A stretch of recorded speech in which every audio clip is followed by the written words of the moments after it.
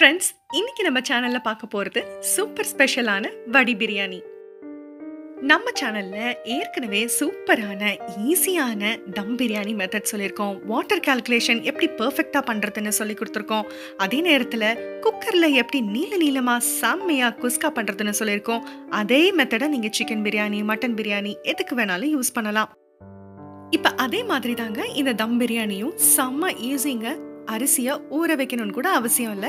எப்படி பண்றதுன்னு வாங்க பார்க்கலாம். இன்னைக்கு நம்ம 2 டம்ளர் அளவுக்கு, அதாவது 400 கிராம் பாஸ்மதி அரிசியில இந்த பிரியாணி பண்ண போறோம். அதனால கறி பாத்தீங்கன்னா 1/2 கிலோ அளவுக்கு கறி எடுத்திருக்கோம். கறியை முதல்ல கழுவிட்டு அதை மேரினேட் பண்ணி வச்சிடலாம். அப்பதான் கறி வந்து ரொம்பவே சாஃப்டா இருக்கும். இப்ப கறியோட மேரினேட்க்கு பாத்தீங்க அப்படின்னா 1/2 டீஸ்பூன் அளவுக்கு மிளகாய் தூள், 1/2 டீஸ்பூன் அளவுக்கு கரம் மசாலா தூள், அதுக்கப்புறமேட்டு நம்ம இஞ்சி பூண்டு பேஸ்ட் அரைப்போம், அதுல ஒரு டீஸ்பூன், அப்புறமா இந்த கறிக்கு தேவையான 1 டீஸ்பூன் அளவுக்கு உப்பு, 2 டேபிள் ஸ்பூன் அளவுக்கு தயிர், இதெல்லாம் சேர்த்து இந்த கறியை ஒரு 20 நிமிஷத்துல இருந்து அரை மணி நேரம் வரைக்கும் மற்ற எல்லா இன்கிரியன்ஸும் நம்ம ப்ரிப்பேர் பண்றதுக்குள்ள இதை மேரினேட் பண்ணி வச்சிடலாம். இப்ப இதுக்கு தேவையான வெங்காயம் தக்காளி பார்த்துடலாம். நம்ம வடி பிரியாணி 2 டம்ளர்ல செய்ய போறோம். அதனால 2 நல்ல பெரிய வெங்காயம் எடுத்துக்க போறோம். தக்காளி பாத்தீங்க அப்படின்னா நாட்டு தக்காளியா இருந்தா நல்லா 2 பெரிய தக்காளி எடுத்துக்கலாம். இது வந்து பெங்களூர் தக்காளி மாதிரின்றதுனால மீடியம் சைஸ்ல இருக்கிறதுனால ஒரு 3 தக்காளி அளவு எடுத்திருக்கேன்.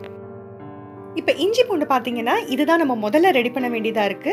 1 டம்ளர் அளவுக்கு சின்ன சின்ன துண்டுகளா எடுத்துக்கிட்டோம் அப்படின்னா 1 இன்ச் அளவு இருக்கிற மாதிரி துண்டுகளா 5ல இருந்து 6 இன்ச் ஒரு டம்ளருக்கு போடலாம். ஸோ 2 டம்ளருக்கு நம்ம 10ல இருந்து 12 இன்ச் இஞ்சியும், 2 டம்ளருக்கு 14ல இருந்து 15 பூண்டும் நம்ம பொடியா நறுக்கி கொஞ்சமா தண்ணி விட்டு அரைச்சிக்கலாம்.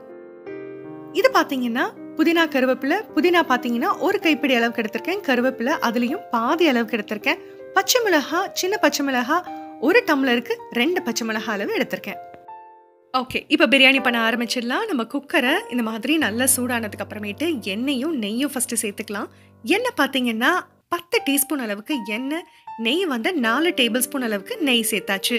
அதுக்கப்புறமேட்டு தாளிதம் பொருட்கள் சேர்த்துடலாம். இதுல 2 மீடியம் சைஸ்டான பிரிஞ்சி இலை சேர்த்திருக்கேன். ஒரு 4ல இருந்து 5 இன்ச் அளவுக்கு பட்டை சேர்த்துக்கலாம். அப்புறம் 6 ஏலக்காய் சேர்த்திருக்கேன், 4 லவங்கம் பீஸ் சேர்த்திருக்கேன், அப்புறம் 2 நட்சத்திர மொக்கு.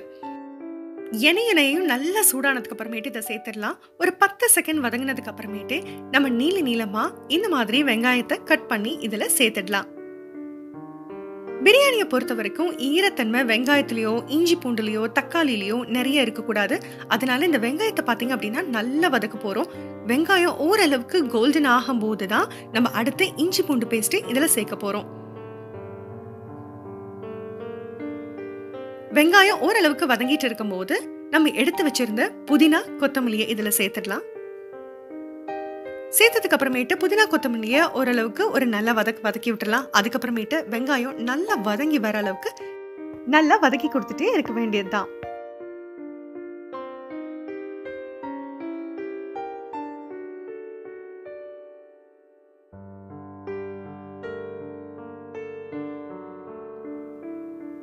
இப்போ வெங்காயம் அங்கங்க கோல்டன் ப்ரௌன் ஆக ஆரம்பிச்சிருச்சு. நடுவுல ஒரு சின்ன குழி பறிச்சுக்கலாம்.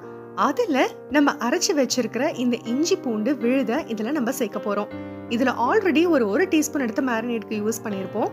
இப்போ இந்த இஞ்சி பூண்டு விழுது அடிப்பிடிக்கும்ன்ற காரணத்தினால கொஞ்சம் மீடியம் ஃப்ளேம்ல வச்சு நல்லா வெங்காயத்தோட நல்லா மிக்ஸ் ஆகிற மாதிரி இதை நல்லா வதக்கி கொடுத்துடலாங்க. இந்த இஞ்சி பூண்டோட பச்சை வாடை போகணும். அந்த அளவுக்கு கொஞ்சம் நடுநடுவுல அடிப்பிடிக்காத அளவுக்கும் கிண்டி விட்டுட்டே இருக்கலாம். இஞ்சி பூண்டு பேஸ்ட் நல்லா வதங்கினதுக்கு அப்புறமேட்டு லைட்டா எண்ணெய் தெரிய ஆரம்பிக்கும். அந்த டைம்ல தான் நம்ம அரிஞ்சு வச்சிருக்கிற தக்காளியை அதுல சேர்த்துக்கணும். ரொம்ப பொடியா அரியணும்னு அவசியம் இல்லை. இது பிரியாணின்றதுனால ஓரளவுக்கு ரஃபா இந்த மாதிரி நீல நீளமா அதை அரிஞ்சாலே போதும்.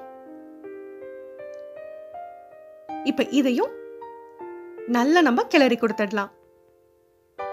எது வரைக்கும் கிளறி கொடுக்கணும்னா இந்த தக்காளியோட தோல் வந்து நல்லா சுருங்கி சாஃப்ட் ஆகிற அளவுக்கு நம்ம நல்லா கிளறி கொடுத்துடலாம்.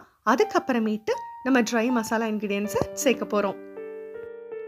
ஆம்பூர் பிரியாணி ஸ்டைல் இல்லாம இது முகல் பிரியாணி ஸ்டைல்ன்றதுனால 2/4 டீஸ்பூன் அளவுக்கு கொரியாண்டர் பவுடர் சேர்த்திருக்கேன்.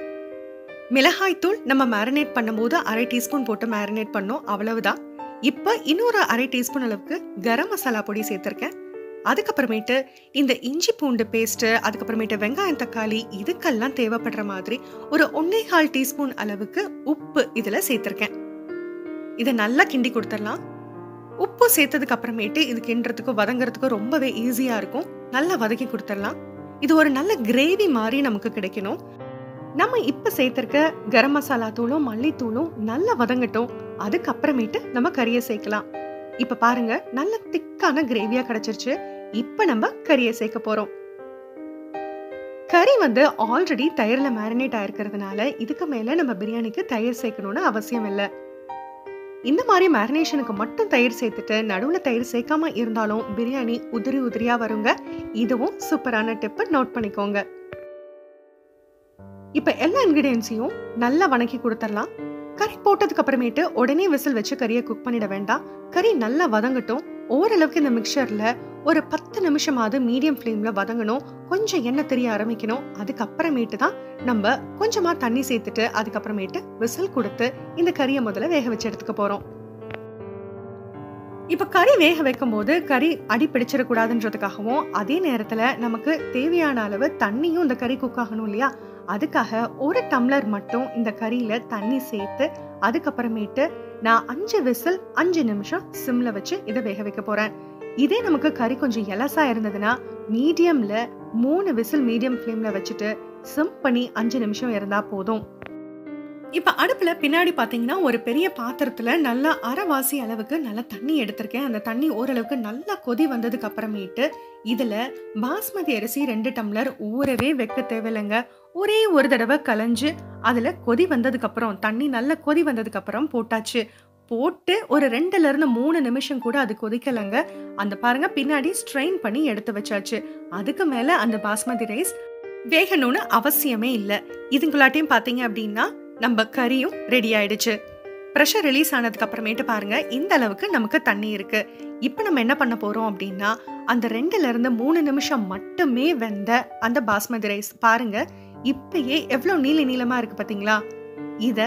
இதுல சேர்க்க போறோம். அரிசி சேர்க்கறதுக்கு முன்னாடி 2 டம்ளர் அரிசிக்கு 2 டீஸ்பூன் அளவுக்கு உப்பு சேர்த்து ஒரு கொதி வந்தாச்சு. குக்கர் இப்ப நான் சிம்ல தான் வச்சிருக்கேன். கொஞ்சம் கொஞ்சமா அந்த ரைஸை நம்ம இதுல சேர்த்துடலாம். ரைஸை சேர்த்ததுக்கு அப்புறமேட்டு நம்ம தண்ணி அளவு கரெக்டா இருக்கா அப்படின்னு எப்படி தெரிஞ்சுக்கணும் அப்படின்னா அரிசி கறி எல்லாம் மிக்ஸ் ஆனதுக்கு அப்புறமேட்டு தண்ணி லெவல் அப்படியே சமமா இருக்கணுங்க. கொஞ்சம் கூட தண்ணி எக்ஸ்ட்ரா இருக்கக்கூடாது. அதாவது அரிசி லெவலுக்கு மேல நமக்கு தண்ணி லெவல் இருக்கக்கூடாது. 2-3 நிமிஷம் ஆல்ரெடி இது வெந்திருக்குன்றதுனால ரைஸ் கொஞ்சம் சாஃப்டா இருக்கும். அதனால இந்த மாதிரி உடன் ஸ்பாட்டுலா வச்சு ரைஸ் உடையாம லேசா நம்ம கிண்டி விட்டுக்கலாம். ஆல்ரெடி நம்ம பிரியாணி மெத்தட்ஸை ஃபாலோ பண்ணுறவங்களுக்கு நல்லா தெரியும். இந்த ஸ்டேஜ் தான் தம் போடுறதுக்கு ஸ்டேஜ். ஸோ தம் போடணும் அப்படின்னா அரிசியும் தண்ணியும் இந்த லெவலில் தான் இருக்கணும். ஸோ அதனால டைரக்டாக தோசைக்கல்லை வச்சு தம் போட போகிறோம். ஒன்றுமே இல்லைங்க, தோசைக்கல்லை வச்சுடுங்க. அடுப்பை நல்லா சிம் பண்ணிடுங்க. நம்ம ப்ரெஷர் குக்கரை அது மேலே தூக்கி வச்சுடுங்க. மூடி போட்டு வச்சிருங்க. அவ்வளவே தான், விசில் போட தேவையில்லை. அப்படியே விட்டுருங்க. ஒரு அரை மணி நேரம் கழிச்சு திறந்து பாருங்க, சூப்பரான பிரியாணி ரெடி ஆயிருக்கும். அரை மணி நேரம் சிம்மில் இருந்தது பாத்தீங்களா, அதுதாங்க சூப்பரான தம் ப்ராசஸ். அரிசி எப்படி உதிரி உதிரியா சுருண்டு நீளமா வந்துருச்சு பாத்தீங்களா. உங்களுக்கு இன்னும் கொஞ்சம் தண்ணி வத்தணும்னு நினைச்சீங்க அப்படின்னா இன்னும் ஒரு 10 நிமிஷம் கூட இதே மாதிரி சிம்மில் வைங்க. பாருங்க எவ்வளவு உதிரி உதிரியா நீளமா வந்துருச்சு பாருங்க. ரொம்பவே ஈஸி. ஊற வைக்க தேவையில்லை. 15 நிமிஷம் ஊற வச்சேன், அரை மணி நேரம் ஊற வச்சேன் இப்படின்ற பிரச்சனையே இல்லைங்க. ஈஸியா 2-3 நிமிஷம் தண்ணியில கொதிக்க வச்சு டைரக்டா தம் போட்டு வடி பிரியாணி ரெடி பண்ணிடலாம். சூப்பரான தால்ச்சாவும் இருக்கு. தால்ச்சா ரெசிபி நம்ம சேனல்ல இருக்கு, கண்டிப்பா ரெஃபர் பண்ணுங்க. சுட சுட இருக்கும் போதே பிரியாணியை ஒரு பாதி அளவுக்காவது ஒரு நல்ல பெரிய ஹாட் பேக்ல மாத்திக்கோங்க. பிரியாணி இன்னும் உதிரி உதிரியா இருக்கும் நீங்க சாப்பிடும் போது. அவ்வளவேதான், சூப்பரான வடி பிரியாணி ரெடி ஆயிருச்சு. ட்ரை பண்ணி பார்த்துட்டு எப்படி வந்ததுன்ற கமெண்ட்ஸ் எனக்கு ஷேர் பண்ணுங்க. இந்த வீடியோ உங்களுக்கு பிடிச்சிருந்ததுன்னா லைக் பண்ணுங்க, சப்ஸ்கிரைப் பண்ணுங்க. கண்டிப்பா பெல் ஐகானை கிளிக் பண்ண மறந்துடாதீங்க. உங்க ஃப்ரெண்ட்ஸ் அண்ட் ஃபேமிலிக்கு ஷேர் பண்ணுங்க. தேங்க்யூ.